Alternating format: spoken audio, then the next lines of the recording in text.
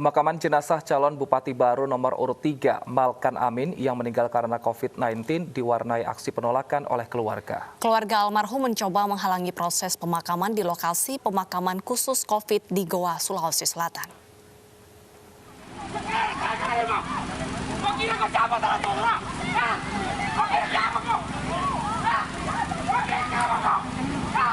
Kericuhan antara keluarga calon Bupati Baru nomor urut 3, Malkan Amin yang dinyatakan positif COVID-19 dengan petugas kepolisian terjadi di lokasi pemakaman COVID milik Pemprov Sulawesi Selatan. Pihak keluarga tiba-tiba mengamuk di gerbang masuk pemakaman dan mencoba menghalangi proses pemakaman yang dilakukan dengan protokol COVID-19. Camat Sumba Opu menegaskan pemakaman dilakukan dengan protokol COVID-19 karena almarhum terkonfirmasi COVID-19. Bapak Malkan Amin, ini salah satu calon Bupati Baru. Ya, tentu setiap masyarakat kita masuk ke situ adalah pasti dikasih virus corona. Oleh karena itu, tentu kami selaku pemerintah kecamatan untuk sampai saat ini sesuai dengan informasi dari pihak Tripika, Pak Tantani Sumbawu, Bapak data yang sudah masuk sampai hari ini itu sudah masuk 695 orang yang meninggal. Almarhum Malkan Amin meninggal saat kontestasi pilkada serentak berlangsung. Malkan Amin maju sebagai calon bupati petahana dengan nomor urut 3 yang berpasangan dengan Andi Salahuddin Rum. Dari Kabupaten Goa, Sulawesi Selatan, Bukma, iNews melaporkan. Lahan pemakaman khusus COVID-19 di Taman Pemakaman Umum Pondok Rangon, Jakarta Timur kini sudah penuh. TPU Pondok Rangon saat ini hanya melayani pemakaman dengan sistem ditumpuk.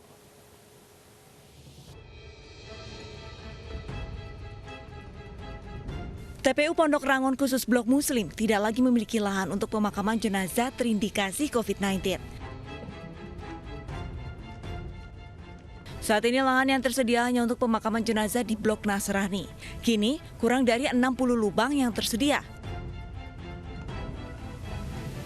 Tidak sedikit pihak keluarga memutuskan pemakaman keluarganya dilaksanakan dengan sistem ditumpuk di makam milik keluarga sebelumnya.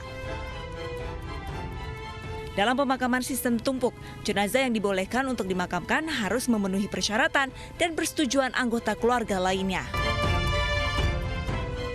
Dari pihak sini kantor baru memperbolehkan untuk jenazah yang lama ditumpang sama makam yang baru yang terindikasi COVID-19 yang ada di TPU Pondok Rangon. Untuk yang pemakaman baru kan sekarang udah dialihkan ke Tegal Alur. Oke. Sementara itu pemakaman jenazah terindikasi COVID-19 dialihkan ke TPU Tegal Alur. Di TPU Tegal Alur sendiri terjadi peningkatan jumlah pemakaman. Dalam sehari dapat menerima 25 hingga 30 jenazah. Dari Jakarta, Tim Liputan iNews melaporkan. Guna mengantisipasi krisis lahan makam COVID, Pemprov DKI Jakarta kini telah menyiapkan tempat pemakaman lahan baru atau tempat pemakaman umum baru seluas 2 hektar di daerah Rorotan, Jakarta Utara. Lahan seluas 2 hektar TPU Rorotan di Cilincing, Jakarta Utara disiapkan sebagai lahan makam khusus COVID-19. Dengan luas tersebut, TPU Rorotan dapat menampung sekitar 6.000 petak makam. Sejumlah alat berat seperti ekskavator, doser, dan mesin giling pun dikerahkan guna proses pembangunan makam. Hal ini dilakukan karena makam khusus COVID-19 yang tersedia di DKI Jakarta sudah semakin penuh. Ya pemirsa, untuk informasi selengkapnya sudah ada rekan Pangeran Negara di TPU Rorotan, Jakarta. Selamat siang Pangeran, sejauh mana proses pengerjaan lahan di TPU Rorotan saat ini? Selamat siang Deta, Wilson. Sampai dengan saat ini proses pengerjaan untuk membuka lahan pemakaman baru khusus jenazah COVID-19 ini terus dilakukan oleh para petugas di tempat ini. Setidaknya ada lebih dari 20 petugas dari Dinas Bina Marga dan juga Kehutanan yang bekerja selama 8 jam setiap harinya, terhitung mulai pukul 9 pagi hingga pukul 5 sore. Ini untuk membantu proses percepatan dalam pembangunan pemakaman baru khusus jenazah pasien COVID-19 yang ditargetkan akan rampung sebenarnya pada bulan Desember ini.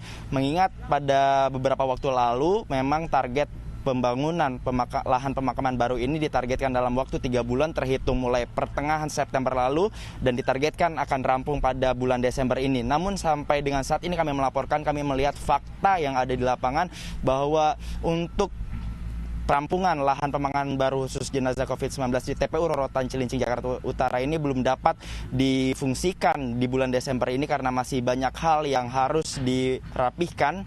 Karena yang kami lihat akses jalan untuk menuju TPU Rorotan ini juga masih tanah dan kami lihat juga para petugas ini menemukan sejumlah kendala, salah satunya ialah akibat kontur tanah yang basah dan juga sedikit berlumpur diakibatkan memang intensitas hujan di kawasan DKI yang cukup tinggi dalam kurun waktu beberapa minggu terakhir ini. Sementara itu kami juga dapat melaporkan bahwa saat ini para petugas masih fokus untuk melakukan proses pengerjaan dalam tahap pemerataan tanah dan juga pengerukan dan belum ada upaya yang kami lihat untuk sudah mulai mempetak-petakan satu makam dan makam lainnya sehingga bisa kami katakan dalam laporan kali ini bahwa proses pengerjaan yang dilakukan oleh para petugas di TPU Rorotan ini masih terus berlangsung dan belum diketahui secara pasti kapan TPU Rorotan ini akan sudah dapat difungsikan untuk bisa menampung jenazah pasien COVID-19. Sebelumnya Wali Kota Jakarta Utara sempat mengklaim bahwa saat ini proses pengerjaan sudah berlangsung sekitar 70%. Namun fakta yang kami lihat di lapangan justru berbanding terbalik. Yang kami lihat justru kondisi di lapangan ini masih jauh dari angka 70% karena masih banyak hal yang harus diperbaiki, akses jalan dan juga kontur tanah yang begitu lembek ini membuat para petugas ini kesulitan untuk mempercepat proses pengerjaan. Wilson dan juga Deta. Baik, terima kasih Pangeran atas laporan Anda. Selamat bertugas kembali. Pemirsa, Ustadz Yusuf Mansur dinyatakan positif COVID-19. Sebelumnya, dai kondang ini melakukan tes pada Rabu kemarin di kediamannya.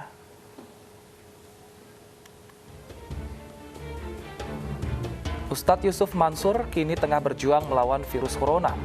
Kabar dirinya positif COVID-19 disampaikan melalui akun Instagram pribadinya @YusufMansurNew kemarin Kamis. Kini pimpinan Pondok Pesantren Darul Quran memohon doa dari seluruh masyarakat Indonesia agar diberi imun kuat dan lekas kembali sehat.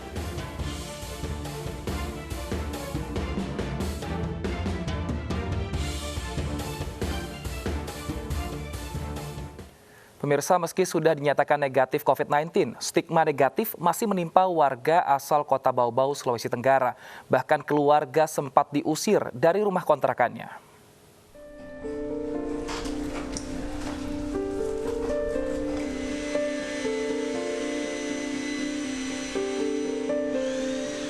Perjuangan WOD Marni ternyata masih panjang. Usai dinyatakan negatif dari COVID-19, WOD Marni dan keluarganya harus berjuang melawan stigma negatif dari tetangga hingga keluarga sendiri. Bahkan saat dinyatakan positif, suaminya Laode Zainuddin dan anaknya diusir dari rumah kontrakannya. Keluarganya diusir lantaran petugas medis datang menggunakan alat pelindung diri ke rumahnya untuk memberikan pelayanan medis. Tidak sampai di situ, WOD dan keluarganya juga ditolak di kampung halamannya. Katanya ibu sempat ditolak sama keluarga juga ya? Iya, keluarga sampai sekarang. Kenapa bisa cerita? Sampai sekarang kalau saya punya saudara di luar rumah, dia belum izinkan saya ke rumah sampai sekarang. Hanya lewat telepon saja. Sudah pernah ibu coba ke sana? Saya tidak pernah, hanya saya minta izin. Saya mau ke sana tapi dia bilang jangan dulu. Kini WOD, suami dan anaknya tinggal di bekas gedung Badan Penanggulangan Bencana daerah Kota Bau-Bau. Selain kehilangan rumah, suami Laode Zainuddin pun tak lagi bisa bekerja sebagai tukang ojek. Ia dijauhi oleh penumpang langganannya. Akibatnya, sepeda motornya pun ditarik karena Laode tidak bisa membayar cicilan. Saya punya istri ini dia kena corona. Jadi saya ojek. Orang tidak ada yang naik, apalagi langganan aku sudah jauhi saya. Setelah saya dikena corona ini. Meski masih banyak stigma negatif, Waode dan keluarganya masih bisa bersyukur karena Satgas COVID-19 masih memberikan tempat tinggal sementara dan dipekerjakan sebagai cleaning service dan penjaga kantor. Dari Kota Bau-Bau, Sulawesi Tenggara, Andi Eba, iNews melaporkan. Pemirsa, bagi Anda yang belum mengetahui seperti apa tahapan untuk melakukan vaksinasi corona, berikut ini kami tampilkan tata cara atau alur untuk vaksinasi corona di Indonesia. Pertama, registrasi dan pre-order di aplikasi yang sudah disediakan. Kedua, lakukan reservasi dan pembayaran. Ketiga, setelah pembayaran, Anda akan dikonfirmasi melalui SMS atau email. Setelah terkonfirmasi, Anda akan mendapatkan surat persetujuan. Kemudian, pasien dapat datang langsung ke fasilitas vaksinasi yang sudah ditentukan. Pasien akan divaksinasi lalu akan dipantau selama 30 menit. Jika tidak terdapat gejala setelah vaksinasi, pasien diminta pulang dan mendapatkan sertifikat.